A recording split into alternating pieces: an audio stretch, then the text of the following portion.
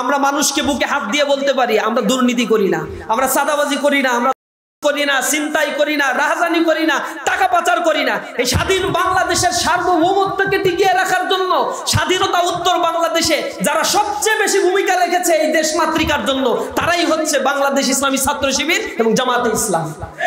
Corruption নাই।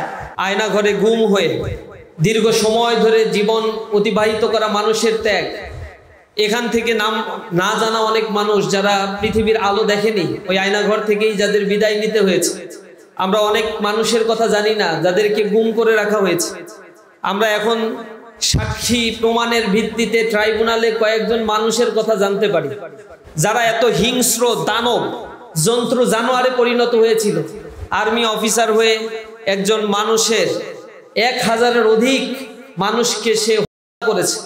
এই হত্যার ঘটনা বর্ণনা করতে গিয়ে সে বলেছে মাঝে মাঝে সে মাথায় রিভলভার ঠেকিয়ে গুলি করত, এক পাশ থেকে মগজ বের হয়ে যেত, মগজটা তার হাতে লাগলে নাকি তার প্রশান্তি লাগতো।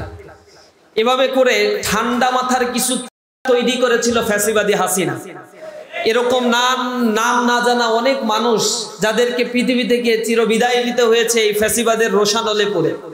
এই মানুষদের জন্য আল্লাহর কাছে দোয়া করি আল্লাহ রাব্বুল আলামিন যেন তাদেরকে জান্নাতের উচ্চ মাকাম দান করেন।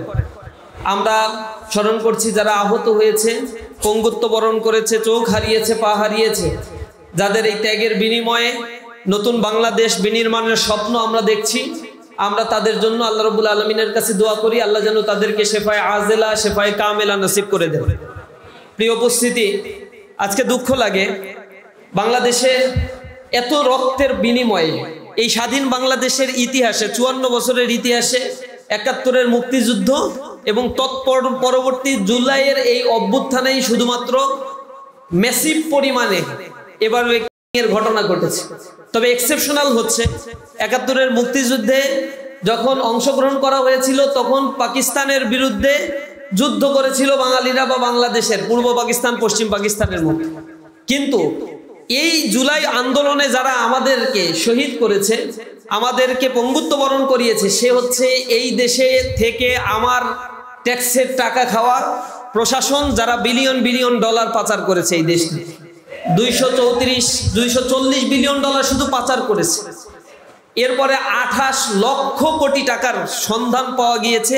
এরকম তাসরুফ করা বিভিন্ন ধরনের করাপ্টেড বিভিন্নভাবে এই মানিগুলো তারা বিভিন্নভাবে অ্যাবিউজ করেছে, এই খোঁজ খবরগুলো পাওয়া গিয়েছে। 58,000 কোটি টাকা জব্দ করা হয়েছে। এভাবে আরো কত কোটি টাকার যে হিসেব রয়েছে। তারা উন্নয়নের কথা বলে মানুষদেরকে বোকা বানিয়ে এদেশের মানুষের স্বাধীনতা, তাদের সার্বভৌমত্ব, তাদের বলার শক্তি, কথার শক্তি, তাদের মুভমেন্টের স্বাধীনতা সবকিছুকে তারা কেড়ে নিয়েছিল এই দানব। আমাদের এই সকল রক্তের বিনিময়ে দানবের বিদায় হয়েছে। রাজনীতিটা পরিশীলিত হোক, মানুষের কাছে মানুষের অধিকার ফিরে পায়, এখানে আইনের শাসন প্রতিষ্ঠিত হোক, যোগ্য মানুষেরা তাদের চাকরি তাদের ব্যবসা সঠিকভাবে এদেশে করতে পারো, এদেশে একটি পলিটিক্যাল স্ট্যাবিলিটি আসুক, স্বাভাবিকভাবে এই দেশকে যদি পরিচালনা করা সম্ভব হয়, আমার দেশ এই ক্ষুধা দারিদ্র পীড়িত আর থাকবে না। দ্রব্যমূল্যের যে ঊর্ধ্বগতি ক্ষণে ক্ষণে তৈরি হয়, সিন্ডিকেট তৈরি করে রাখছে, এই মধ্যসত্যভোগিতা আস্তে আস্তে দূর করে দেয়া সম্ভব। আমরা সোনার একটি বাংলাদেশ গড়ার জন্য স্বপ্ন দেখি, বাংলাদেশকে আমরা গড়ে তুলবো ইনশাআল্লাহ। এই জন্য সামনে আমরা যারা শিক্ষার্থী রয়েছি, পরিবর্তন ইয়াং জেনারেশনের মধ্য দিয়েই আসে এবং পৃথিবীর সকল পরিবর্তনগুলো যুবকদের মাধ্যমেই হয়। যুবকরা যদি সিদ্ধান্ত নেয়, একটা সমাজ ব্যবস্থায় আমূল পরিবর্তন করতে বাধ্য করতে পারে একটা জাতিকে। সুতরাং আমরা হচ্ছে আগামী দিনের বাংলাদেশ। আমাদের চিন্তা, আমাদের পরিকল্পনাগুলো আমাদেরকে অনেক দূর এগিয়ে নিয়ে যাবে। আমি আশা করি আপনারা যারা ঢাকা 5 আসনের অন্তর্ভুক্ত রয়েছেন, এখানের বাসিন্দা রয়েছেন, কার্যক্রম করছেন, মানুষের কাছে গিয়ে শুধুমাত্র আমাদের কথাগুলো তুলে ধরার জন্য চেষ্টা করবেন। একটি কল্যাণমুখী একটি নতুন বাংলাদেশের স্বপ্নের কথাগুলো তাদেরকে বলার চেষ্টা করবেন। আমি আশা করি মানুষ বোঝা শিখেছে। সোশ্যাল মিডিয়ার কল্যাণে মানুষ এখন অনেক বেশি কনসাস। একটি বড় পরিবর্তন ইনশাআল্লাহ আসবে। সামনের বাংলাদেশ যদি আবার কোনো আধিপত্যবাদের করাল গ্রাসে পড়ে যায়, তাহলে এই বাংলাদেশের জন্য আবার কোনো খারাপই একটা আসতে চলেছে। আমরা হতাশার সাথে লক্ষ্য করছি একটা কমিউনিটি ডেভেলপ করেছে, যারা বিভিন্নভাবে জামাত ইসলামের বিরুদ্ধে, ইসলামী ছাত্র শিবিরের বিরুদ্ধে পরিকল্পিত প্রোপাগান্ডা ছড়ানোর জন্য চেষ্টা করে।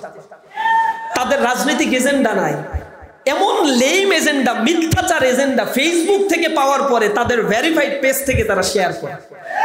লজ্জা লাগে। ইসলামী ছাত্র শিবিরের কেন্দ্রীয় পেজ লক্ষ্য করে দেখবেন, ফর্মাল জিনিস ছাড়া এই পেজ থেকে ইসলামী ছাত্র শিবির কিছু দেয় না। আমরা একটা স্ট্যান্ডার্ডিটি এবং স্মার্টনেস বজায় রাখার চেষ্টা করি। রাজনীতিতে, পলিটিক্সে স্মার্টনেস বজায় রাখা একটা অনেক বড় সৌন্দর্য। এই সৌন্দর্যটা আমরা বজায় রাখতে চাই। আপনাদেরকে অনুরোধ জানাই, আপনারাও সেই রাস্তায় আসেন। ছাত্ররা এখানে আমরা যারা উপস্থিত রয়েছে, আগামী দিনের এই ঢাকা সিটি সহ সারা বাংলাদেশকে নতুন উদ্যমে গড়ে তোলার জন্য আমাদের কর্মস্পৃহা আগে বাড়াতে হবে। যে উদ্যমে এখন কাজ করছি তার চাইতে কয়েক গুণ উদ্যম আমাদেরকে বাড়িয়ে দিতে হবে।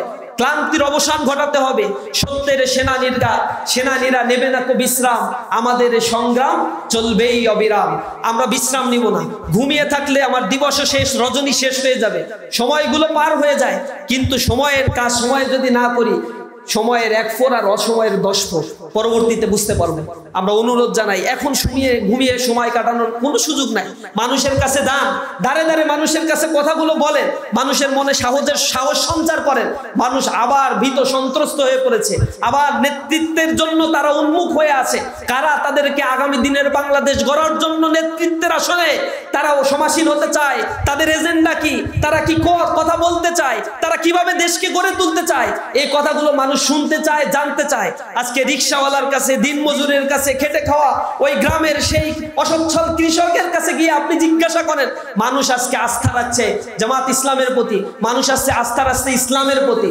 যতই ট্রমাটাইজ করার চেষ্টা করা হোক, যতই প্রোপাগান্ডা চালানো হোক, মিথ্যা কখনো টিকে না। সত্য আসলে মিথ্যা ধূলিসাৎ হবে ইনশাআল্লাহ। হাত গুটিয়ে বসে থাকলে এইগুলো কাজ হবে না। আল্লাহ ফেরেশতা নাজিল করে কোনো কাজ করে দেন না। আল্লাহ রাব্বুল আলামিন আপনাকে পাঠিয়েছেন রিপ্রেজেন্টেটিভ হিসেবে, আপনি আপনার কাজগুলো করবেন। আপনি ময়দানে ছড়িয়ে পড়ুন, মানুষের কাছে কথাগুলো বলার চেষ্টা করুন, মানুষের কাছে যান। আল্লাহ রাব্বুল আলামিন আমাদের চেষ্টা দেখেন, চেষ্টার পরবর্তীতে আল্লাহ রাব্বুল আলামিন তার ফয়সালাগুলো আমাদেরকে দিয়ে থাকেন। আমরা আশা করি নতুন বাংলাদেশে আমাদের জন্য যে অনুবারিত সুযোগ তৈরি হয়েছে, আমরা মানুষকে বুকে হাত দিয়ে বলতে পারি, আমরা দুর্নীতি করি না, আমরা চাঁদাবাজি করি না, আমরা করি না, চিন্তাই করি না, রাহাজানি করি না, টাকা পাচার করি না। এই স্বাধীন বাংলাদেশের সার্বভৌমত্বকে টিকিয়ে রাখার জন্য, স্বাধীনতা উত্তর বাংলাদেশে যারা সবচেয়ে বেশি ভূমিকা রেখেছে এই দেশ মাতৃকার জন্য, তারাই হচ্ছে বাংলাদেশ ইসলামী ছাত্র শিবির এবং জামাতে ইসলাম। করাপশন নাই। চেতনার কথা বলে দুর্নীতি করবা, মানুষ এগুলো বুঝে গেছে। চেতনার বলি, চেতনার ব্যবসা সবকিছু এখন শেষ হয়ে গেছে। এখন রিয়ালিটির যুগ। কারা এই দেশকে ওন করে তাদের পক্ষেই জনগণ থাকবে। সুতরাং শক্তিমত্তা নিয়ে দাঁড়িয়ে থাকতে হবে। আল্লাহ আমাদেরকে বিজয় দেবেন ইনশাআল্লাহ। হাযা মা ইনদি ওয়া ইলমু ইনদাল্লাহ আলাইহি তাওয়াক্কালতু ওয়া ইলাইহি উনীব। আসসালামু আলাইকুম ওয়া রাহমাতুল্লাহ।